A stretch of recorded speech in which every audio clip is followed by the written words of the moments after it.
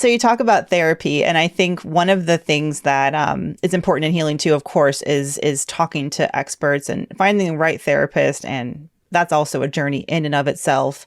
One of the things that I found was I didn't realize I had kind of reached my patience limit for talking about race issues at work and women and how my company in particular could be doing better.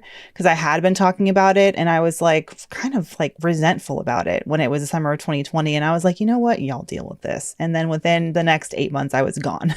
um, but for women who are at work and maybe they've got some energy, or they feel like, okay, maybe I'm ready to talk about it. How do we protect ourselves? If you want to spend time, whether it's, doing the town halls or talking to your managers or trying to make things better, like you said, for the generation to come in the workplace, how do we protect ourselves in the workplace? And even if we're ready to talk about it and the company says they're ready to talk about it, is there anything we should be, weary of, or just kind of be watching our backs a little bit? The one thing that I always say is that we have options. And I think sometimes as Black and Brown women, we feel like we don't have options, that we just kind of have to go with status quo. And I think now we're at a position where we can say what we mean without saying it mean. So, what I mean by that is if we do want to engage in race, class, gender, whatever the case may be, whatever intersection, we can decide that that's what we want to do. But if we feel like we want to tap out, we don't want that, let the DEI person or somebody else handle that. I'm going to be over here doing my work and doing my own healing. Then we also should give ourselves space to do that as well. One of the things that I indicated right within in the dedication, it says, to Black women who were told they had to be strong for everybody but themselves.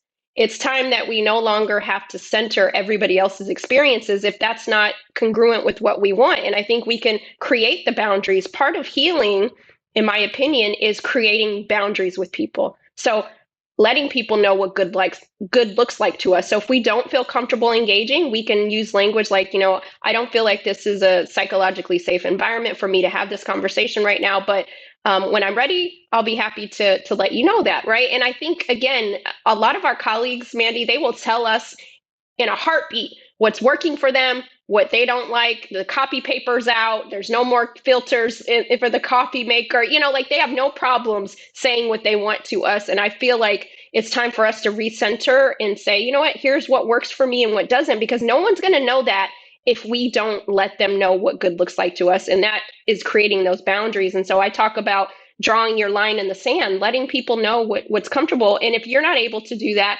who's your squad? In the memo, I talk about your squad. Who are those people that you trust inside the workplace that maybe you have the conversation with them and they can have different conversations? So just knowing, again, that there are various ways and resources that we can utilize that time, but we don't have to feel guilt or shame or a responsibility to be somebody's teacher and give them the homework, right? Like we Yeah. can really now start to center ourselves and figure out what healthy looks like for us. And if healthy is not engaging, then that's not on the job description. I don't think any of us were hired, many of us were not hired to be the educators of all things race related in the workplace. Now, if you want to cut the check and this is an additional job role, then that's a different kind of conversation. Yeah. Yeah. For me, I think it was also just realizing that even if there was good intentions, it on the employer's part or people in the workplace's part, it was that sense of, am I just the person who makes you feel comfortable enough to talk about this? Like, am I that, people say they have one Black friend. Am I the Black work friend? Or am I the senior leader Black woman who you can sort of look to and say, well, we're doing something right if Mandi's here and she's doing okay. Like that. I have to unpack all of that. But if I think back on my corporate experiences, the higher in the ranks I got, the more it felt like I became that token, that pet. There's Yeah. this, there's this whole idea of Black women in the workplace kind of being a pet one day and then a threat the next day. And oh man, if that was the exact thing that happened to me. I don't even know if I've unpacked that yet, but I totally agree. It's like the willingness to draw a line in the sand, like you said, set a boundary and not talk, not show up until you're, like you said, psychologically safe enough to do Yeah.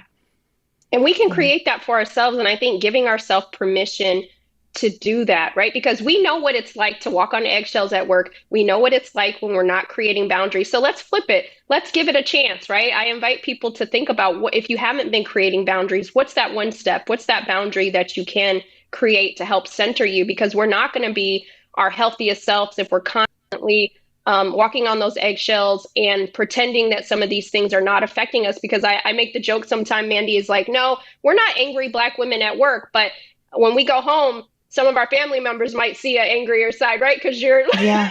you're taking all of that from one place that we can't express ourselves and articulate what's going on. Now we take it home, and then the other part of it, it's chronic stress in our bodies, which is making us not be able to live our most healthiest lives on this planet because of all that chronic stress. So our life really depends on it.